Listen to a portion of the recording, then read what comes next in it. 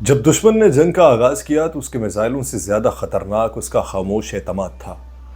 یہ یقین کہ ایران محض مزاحمت کرے گا، جواب نہیں دے گا، مگر تہران نے ثابت کر دیا کہ وہ تاریخ لکھنے کا ہنر جانتا ہے، اور وہ بھی ایسی روشنائی سے جو شہداء کے لہو سے کشید کی گئی ہو۔ اب یہ جنگ صرف ہتھیاروں کی نہیں رہی، یہ نظریات، حکمت عملی اور بین الاقوامی اصولوں کی بقا کی جنگ بن چکی ہے۔ ایران کی سرزمین پر جب بین الاقوامی معاہدوں کی حرمت تار تار ہوئی، جب عالمی ادارے تماشائی بنے رہے اور قاتل دروازے تک آ پہنچے، تو پھر تہران نے وہ اعلان کیا جس کی گونج آنے والے برسوں میں سنی جائے گی۔ اگر شفافیت ہمارے خلاف ہتھیار بنے تو اب شفافیت نہیں بچے گی، اب کوئی کیمرہ نہیں چلے گا، کوئی ایجنسی ہمیں نگرانی کے پردے میں شکار نہیں بنائے گی۔ یہ جنگ بندی نہیں، ایک نئے دور کا آغاز ہے، وہ دور جس میں ایران نے فیصلہ کر لیا ہے کہ نہ جھکے گا نہ چھپے گا، بلکہ اب تاریخ کے ہر ورق پر وہ خود اپنی ضرب سے نقوش چھوڑے گا۔ آپ سب پر سلامتی ہو، میں یاسر رشید ہوں اور آپ دیکھ رہے ہیں یاسر رشید آفیشل۔ ناظرین، ایرانی وزیر خارجہ عباس عراقچی کا بیان ایک واضح اور دو ٹوک پیغام ہے۔ ایران میں کوئی بھی جوہری پروگرام کو ترک نہیں کرے گا۔ ان کا کہنا ہے ہم نے برسوں تک جوہری عدم پھیلاؤ کے معاہدے سے وفاداری نبھائی، لیکن یہ معاہدہ ہمارے پروگرام کو تحفظ دینے میں ناکام رہا۔ اب ہمیں یہ اثر نو سوچنا ہوگا کہ اپنے جوہری اثاثوں کا تحفظ کیسے کیا جائے۔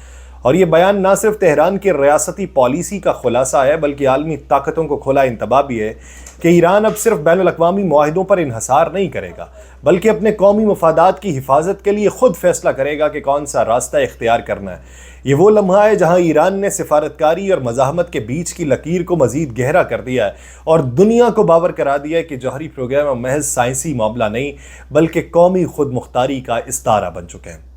ایرانی پارلیمان نے اسی بیچ میں جو فیصلہ کیا وہ بھی قابل غور ہے۔ انہوں نے بین الاقوامی جوہری توانائی ایجنسی سے تعاون ختم کرنے کا فیصلہ کر لیا۔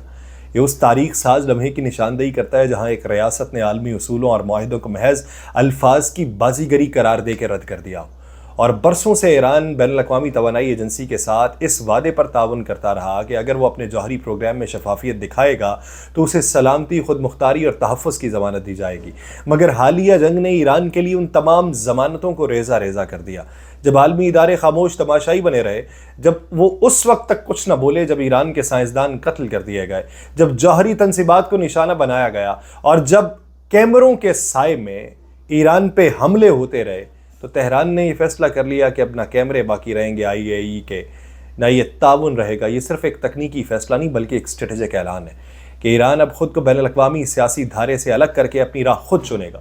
یہ اس جنگ کا سب سے وزنی وار ہے کیونکہ اس نے دنیا بھر کو ایک خاموش مگر لرزہ خیز پیغام دے دیا ہے کہ جو شفافیت حملے کا ذریعہ بنے وہ اب جرم ہے، اور جو معاہدے خفیہ حملوں کی پردہ پوشی کریں وہ اب ردی کی ٹوکڑی کے قابل ہیں۔ اور ایران نے نہ صرف اپنا اعتماد جو ہے وہ کھویا ہے، بلکہ اس دھوکہ دہی کے عالمی نظام پہ سوال کھڑا کر دیا ہے۔ تہران نے اب بین الاقوامی قوانین کی پناہ میں رہنے کے بجائے اپنے نظریے، اپنی خود مختاری اور اپنی عسکری حکمت عملی کے زیر سایہ جینا منتخب کر لیا، اور یہی فیصلہ مستقبل کے لیے خطرے یا امن دونوں کا نیا رخ متعین کرے گا، کیونکہ جس ریاست نے اپنے دستخط واپس لے لیے وہ اب میز پر نہیں میدان میں بات کرے گی۔ اور ایران میں حالیہ 12 روزہ جنگ کے دوران شہید ہونے والے اعلیٰ فوجی کمانڈرز اور سائنٹسٹ کے لیے ہفتے کے روز سرکاری سطح پر ملک گیر جنازے ادا کیے جائیں گے، جن کا اعلان مرکزی میڈیا نے بدھ کے روز کیا۔ اسلامی جمہوریہ ایران کی نیوز ایجنسی جو IRNA ہے، اس کے مطابق یہ جنازے صبح 8 بجے تہران سے شروع ہوں گے، جو کہ ایران اور اسرائیل کے درمیان جنگ بندی کے اعلان کے کچھ دن کے بعد کا منظر ہوگا، اور ان شہداء کو صہیونی جارحیت کے شہداء قرار دیتے ہوئے ملک بھر میں قومی سطح پر خراج عقیدت پیش کیا جائے گا۔ اس قومی سوگ کی سب سے مرکزی شخصیت پاسداران انقلاب کے سربراہ جنرل حسین سلامی ہے، جو 13 جون کو جنگ کے پہلے ہی دن شہید ہو گئے تھے۔ اگرچہ ان کا جنازہ جمعرات کو علیحدہ طور پہ ادا کیا جائے گا، مگر ہفتے کا دن ایک اجتماعی تاریخی الوداع کا لمحہ بن کے ابھرے گا، ایک ایسا لمحہ جو تاریخ کی سڑکوں سے لے کے قوم کے سینے تک ہر جگہ مزاحمت کے نئے باب کی ابتدا کے طور پہ محفوظ ہو جائے گا۔ جبکہ دوسری طرف ایک طرف سوگ ہے، دوسری طرف جرت، حوصلہ اور وہی ایک خلش جو سینے میں ہے، اسی کا اظہار بھی ہے کہ ایران کے شہر ارمیا میں 3 موساد ایجنٹس کی پھانسی اس خاموشی کے دوران گونجتی وہ گھنٹی ہے جو دشمن کو بتا رہی ہے کہ جنگ صرف سرحدوں پر نہیں، ذہنوں، شہروں اور سایوں میں بھی چل رہی ہے۔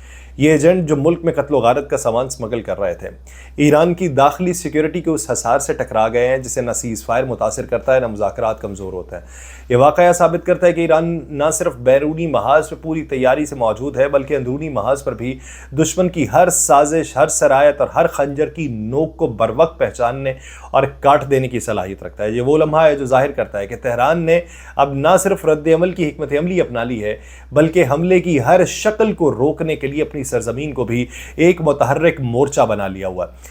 کیونکہ یہ جنگ محض توپوں، ڈرونز یا میزائلوں کا تبادلہ نہیں تھی، یہ تہذیبوں کے درمیان وہ مکالمہ تھا جس میں بارود کی گونج کے پیچھے نظریات کی گھن گرج چھپی ہوئی تھی۔ ایران نے اس پوری جنگ کے اس مکالمے میں اپنی زبان نہ صرف ہتھیاروں سے بلکہ ضربوں سے بھی منوائی۔ پہلی ضرب شجاعت لگائی جب تہران نے عالمی عسکریت کی دیوار پر براہ راست ہتھوڑا مارا اور اسرائیل کے ناقابل تسخیر ہونے کا سحر لمحوں سے ٹوٹتا ہوا نظر آیا۔ دوسری ضرب صفوی لگائی جو امریکی F-35 کی ناقابل خطا مانی جانے والی ٹیکنالوجی ایرانی دفاع کے سامنے خاک چاٹتی نظر آئی۔ تیسری ضرب زنبیہ لگائی گئی، خطے میں برسوں سے پنپتی اسرائیلی بھارت رجیم چینج کی سازشوں کو بے نقاب کر گئی اور ایران نے بتا دیا کہ خفیہ ایجنٹس اب میدان میں دفن ہوں گے۔ چوتھی ضرب فاطمی لگائی جب ایران محض ایک ریاست نہیں بلکہ مزاحمت کا چہرہ بن کر ابھرا، ایسا چہرہ جس میں عرب و عجم، اہل سنت و اہل تشیع، پاکستان و افریقہ سب نے اپنا عکس پایا۔ پانچویں ضرب کمبر لگائی جس نے یہ سبق دیا کہ عزت نفس کی حفاظت کے لیے عسکری طاقت اختیار نہیں بلکہ فریضہ بن جاتی ہے۔ چھٹی ضرب سلیمانی تھی، ایک فکری ارتعاش جس نے روس و چین جیسے ممالک کو واشنگٹن کی یک طرفہ حکمرانی پر سوال اٹھانے پر مجبور کر دیا۔ ساتویں ضرب عباس تھی جب دنیا نے اسرائیل کو پہلی بار ایک خود مختار ریاست نہیں بلکہ امریکی تھانے دار کے طور پہ دیکھا اور وہ ایران کے آگے کمزور دکھائی دیا۔ آٹھویں ضرب حسینی تھی جو امریکہ کی اخلاقی قیادت کا جنازہ لے کر نکلی۔ دنیا نے دیکھا کہ انسانی حقوق کے دعوے دار کس طرح مظلوموں کے قاتل کے ساتھ کھڑے ہیں۔ نویں ضرب وحدت تھی جب ایران کے موقف پر دیوبندی، بریلوی، شیعہ سب نے لبیک کہا اور امت مسلمہ نے ایک شانہ بن کے مزاحمت کی تعریف بدل دی۔ 10ویں ضرب عدل تھی جو امریکہ کے امن، انصاف اور جمہوریت کے دعووں کو اس وقت کیچڑ میں گھسیٹ لے گئی جب غزہ کے بچے شہید ہو رہے تھے اور واشنگٹن ہتھیار فراہم کر رہا تھا۔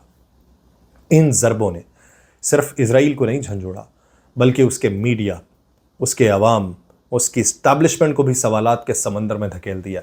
اسرائیلی عوام اب یہ پوچھ رہے ہیں کہ اگر ایران نے 60% افزودہ یورینیم کسی خفیہ مقام پر منتقل کر لیا ہے تو کیا اس جنگ میں ہمیں کچھ حاصل ہوا؟ کیا یہ جنگ ہمیں مزید غیر محفوظ کر کے ختم ہو رہی ہے؟ کیا ہم بیک وقت حزب اللہ، حماس اور ایران کا سامنا کر سکتے ہیں؟ اور سب سے پریشان کن سوال یہ کہ کیا یہ سیز فائر دراصل ایک نئی جنگ کا وقفہ ہے؟ یہ سوالات جو ہیں، قابل غور بات یہ ہے کہ یہ اس فضا میں گونج رہے ہیں جہاں یمن کے انصار اللہ نے بن گوریان ایئرپورٹ اور حیفا بندرگاہ پر پابندیاں جاری رکھنے کا اعلان کر دیا۔ انصار اللہ کے رہنما حزام الاسد کا یہ بیان ہے کہ جب تک غزہ کا محاصرہ اور اسرائیلی حملے بند نہیں ہوتے، یہ حملے بھی نہیں رکیں گے۔ اور یہ اعلان صرف ایک چھوٹے ملک کی دھمکی نہیں ہے، یہ اس بات کا ثبوت ہے کہ اسرائیل اب محض ایک ریاست نہیں بلکہ ایک نظریاتی بلاک سے نبرد آزما ہے جو تہران سے غزہ اور بیروت سے صنعا تک پھیلا ہوا ہے۔ ایسے میں امریکہ جو خود اندرونی تضادات، سیاسی محاذ، آرائی اور عالمی ساکھ کے بحران کا شکار ہے، وہ سیز فائر کو ایک وقتی مہلت سمجھ رہا ہے، لیکن ایران نے اسے ضرب خاموشی کہی ہے۔ وہ خاموشی جو حملے سے پہلے کی سانس ہوتی ہے یا جو وقت آنے پہ آندھی کی صورت برس پڑتی ہے، اور اسرائیل کو یہ خاموشی مزید خطرناک لگ رہی ہے کیونکہ نہ صرف میدان میں سکوت ہے بلکہ دشمن کا دل اور ذہن بھی وار کرنے کے لیے تیار ہے۔ اب فیصلہ صرف میدان میں نہیں ہونا، اسرائیلی میڈیا کے اسٹوڈیوز اور عوامی ذہنوں میں بھی ہونا ہے، اور وہاں یہ سوال ہے کہ کیا امریکہ ہمیں تنہا چھوڑنے والا ہے؟ کیا ایران نے صرف حملہ کیا یا ہمارے اتحادی نظام کی بنیادیں تک بھی ہلا دیں؟ وہ سوال پوچھ رہے ہیں کیا یورینیم کی وہ افزودہ مقدار جو ایران بچا چکا ہے کل ہمارے خلاف کسی بڑے حملے کی بنیاد بنے گی؟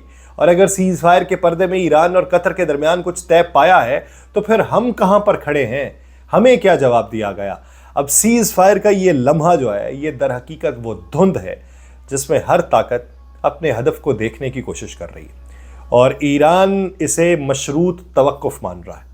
نہ فتح نہ پسپائی، بلکہ ایک ایسا موڑ جہاں اگلی جنگ کا انداز بدلے گا، میدان پھر سجے گا، لیکن اب ہتھیاروں کے ساتھ ساتھ معاہدے، لابنگ، معاشی پابندیاں اور نظریاتی بیانیاں بھی جنگ کے ہتھیار ہوں گے۔ اور ایران یہ واضح کر رہا ہے کہ وہ اب صرف دفاع میں نہیں بلکہ حملے کی حکمت عملی کے اوپر گامزن ہے۔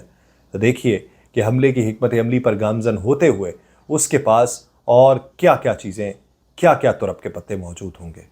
مجھے دیجیے اجازت، اللہ نگہبان۔